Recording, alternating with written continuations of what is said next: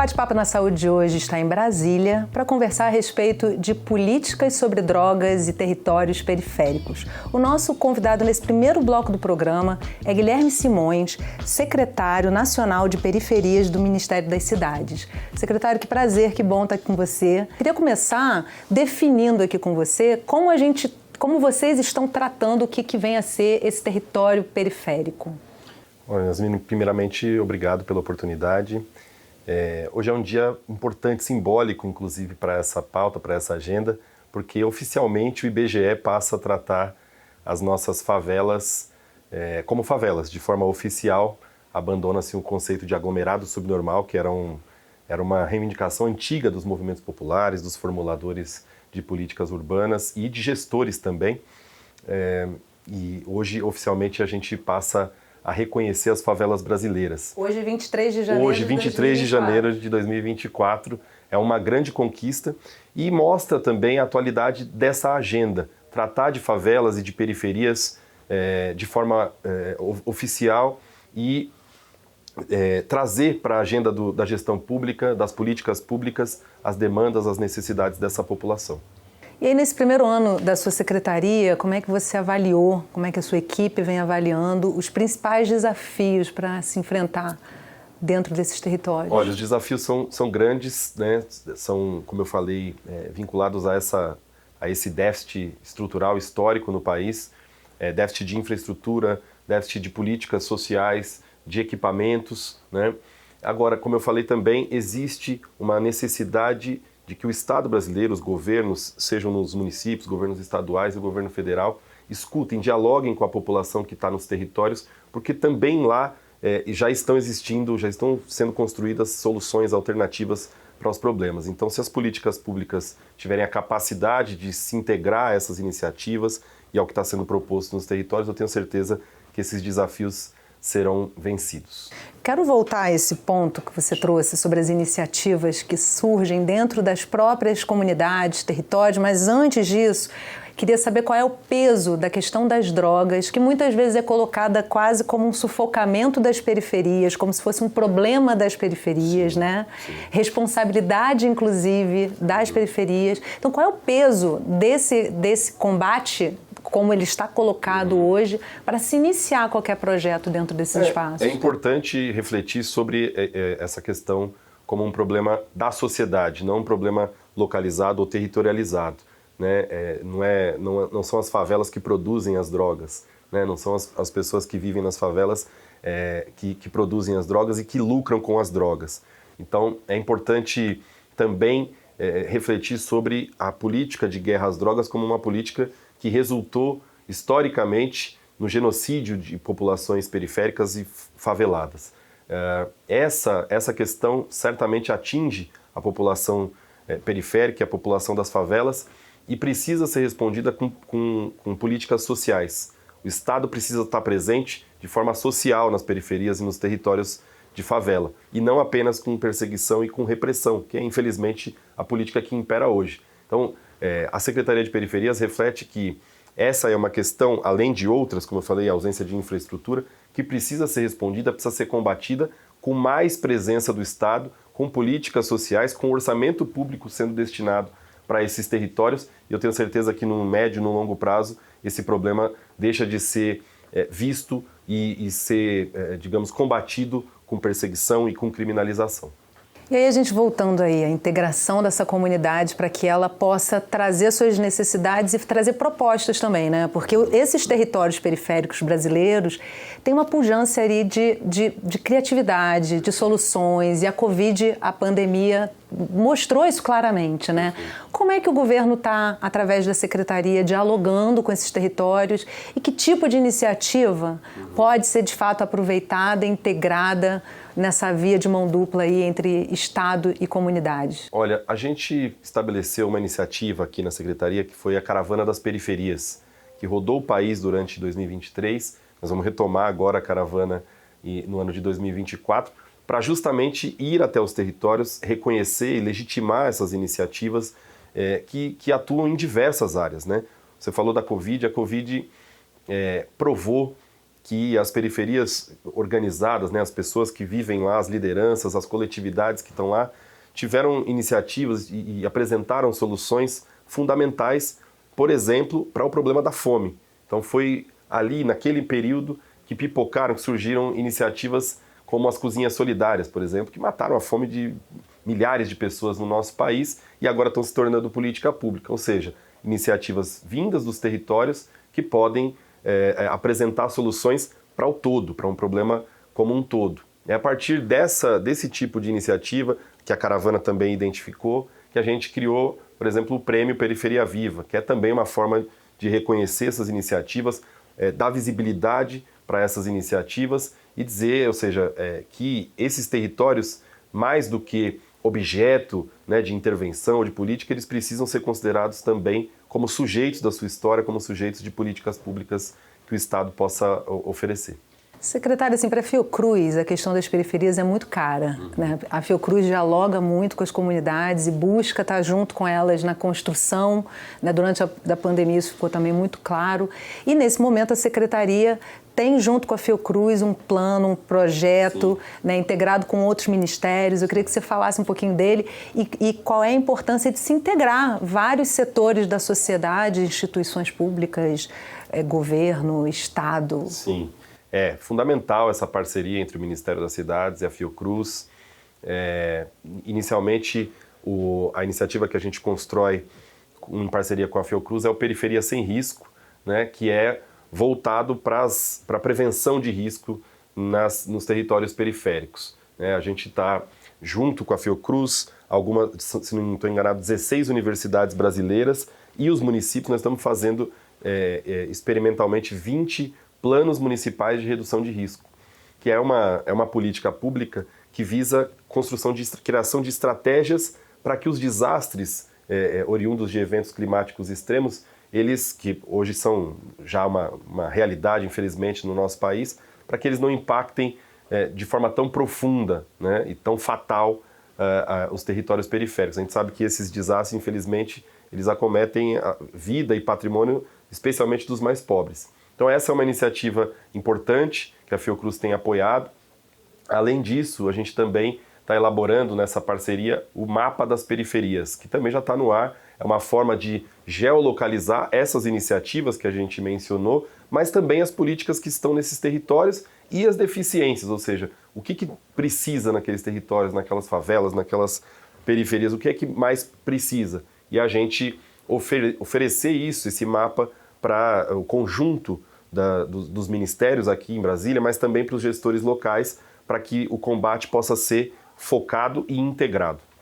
Aí eu aproveito para te perguntar, né, assim, a miúde, como é que está sendo essa escuta, esse convite à comunidade e de que forma também a Secretaria consegue fazer uma ponte com esse gestor local, né, que é super importante para poder implementar, de fato, de forma integrada essas políticas todas, né? Olha, é fundamental que os gestores públicos eles tenham a disposição e a disponibilidade de dialogar com as suas populações, com seus territórios, com as suas lideranças.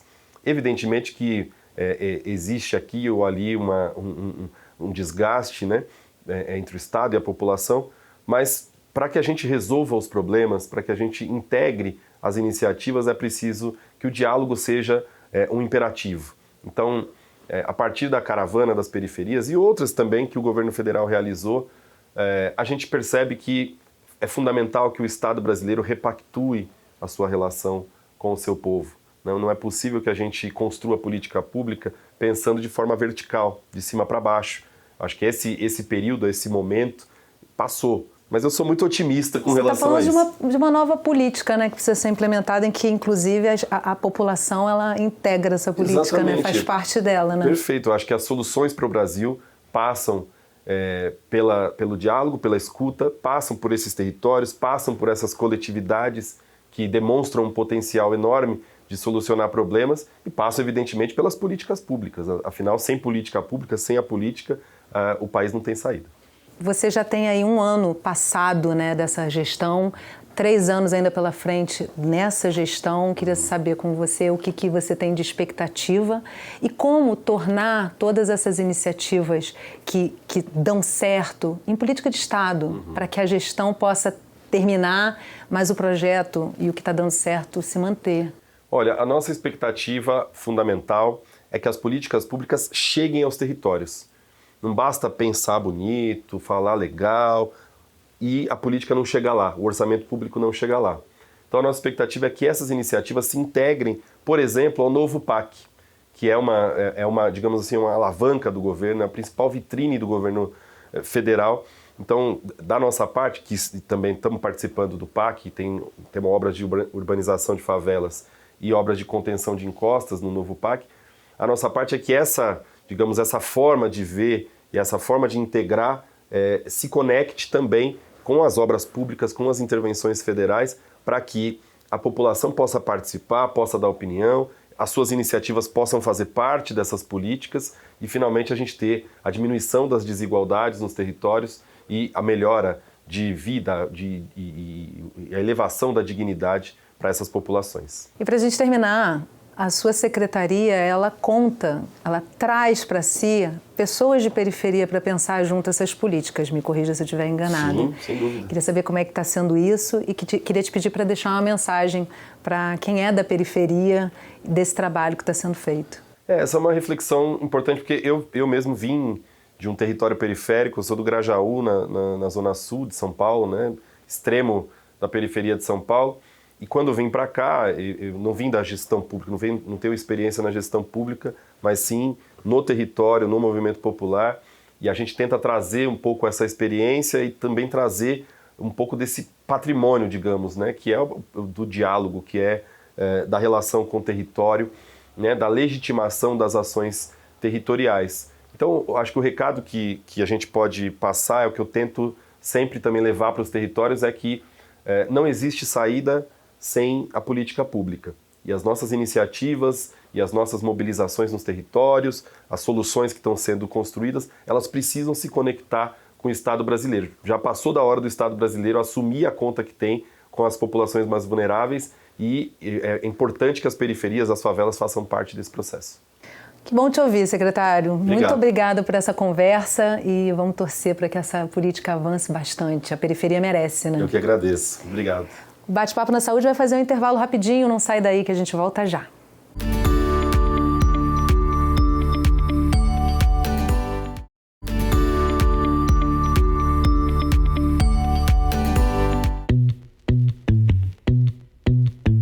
O Bate-Papo na Saúde está de volta e a gente continua conversando a respeito de políticas sobre drogas e territórios periféricos. Nesse segundo bloco do programa, a nossa convidada é Marta Machado, secretária nacional de Políticas de Drogas do Ministério da Justiça.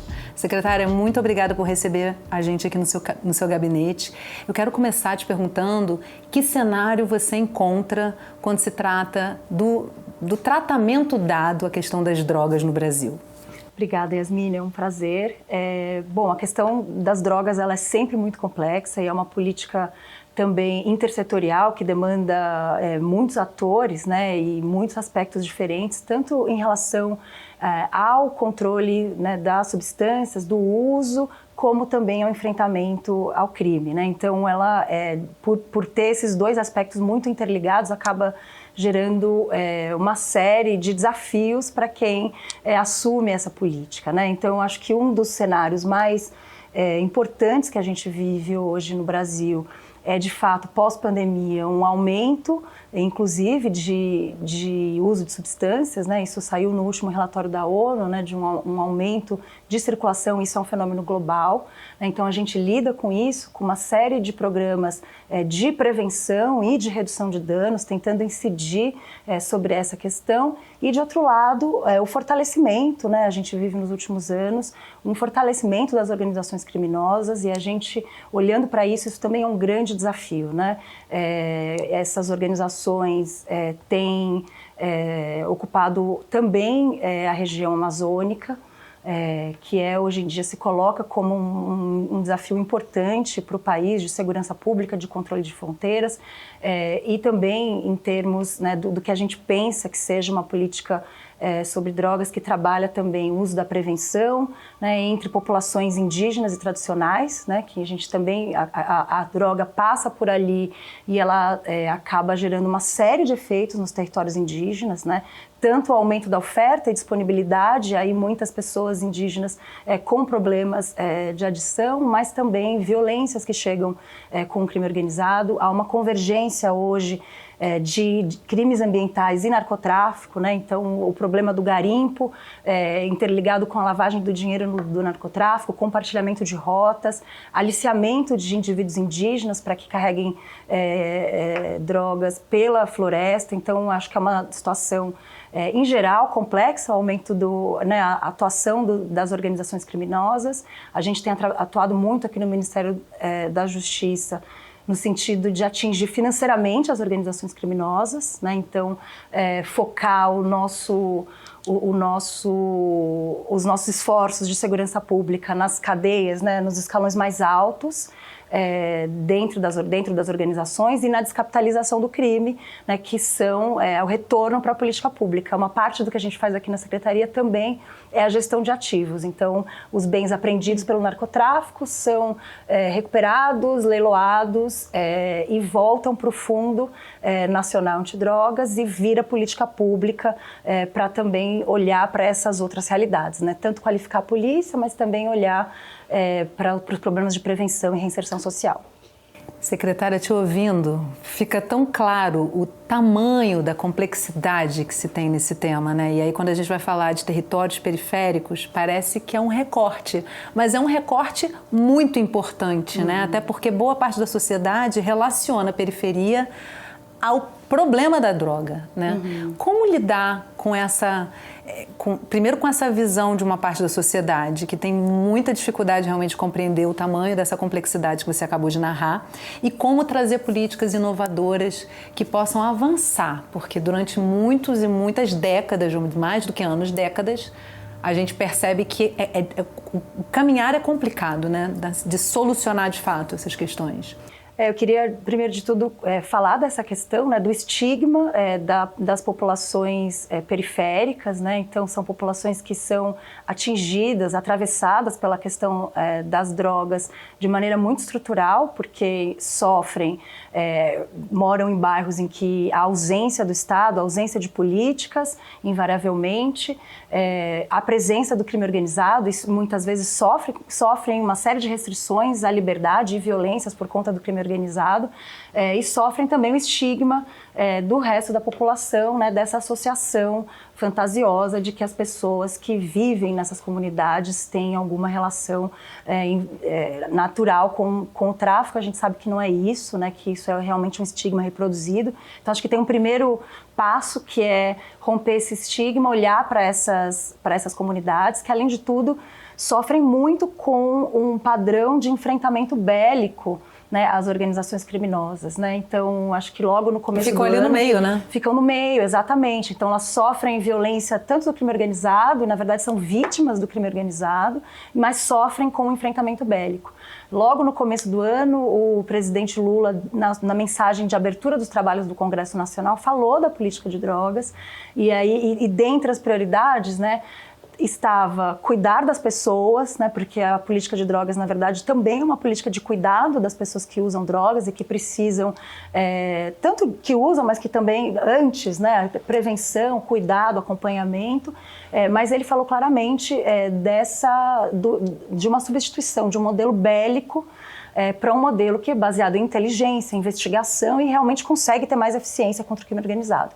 Então, assim, a gente vem investindo aqui no Ministério da Justiça, tanto em fomentar o modelo baseado em inteligência, mas também fortalecer as comunidades, né, desenvolver um olhar especial para as comunidades de periferias, né, que vivem a questão das drogas e as desigualdades, né, as desigualdades e as violações de direito que vêm sendo praticadas no âmbito da política sobre drogas, né? Então, uma série de propostas, né, que estamos aqui elaborando na nossa secretaria tem um foco especial nas populações negras e de periferia, né? Então, isso quer dizer, a gente tem trabalhado com isso, né? Alguns grupos são especialmente vulnerabilizados na política sobre drogas, estamos trabalhando com foco nas mulheres, com foco nas populações indígenas e comunidades tradicionais e na população negra e periférica, né? Então, isso que significa que a gente está também direcionando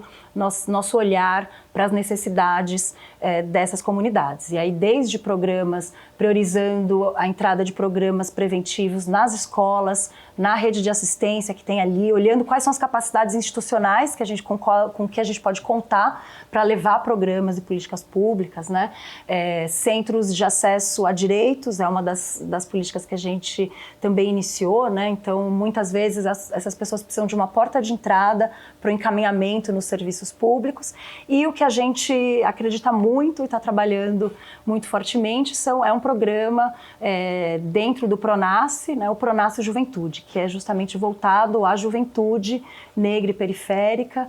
E aí é um programa que trabalha com prevenção, tanto na chave, né, da prevenção ao uso e abuso de substância, mas também prevenção ao aliciamento e envolvimento com crime, né? Então, a ideia é da gente realmente conseguir disputar esses jovens das periferias e oferecer aquilo que por anos, décadas, foi constantemente negado, que são políticas públicas que atendam às demandas desses jovens. Muito bom você trazer a questão das juventudes. Eu ia justamente buscar isso com você, né, desse grupo que é muito, muito atingido pela questão das drogas no Brasil, sobretudo a juventude negra, periférica.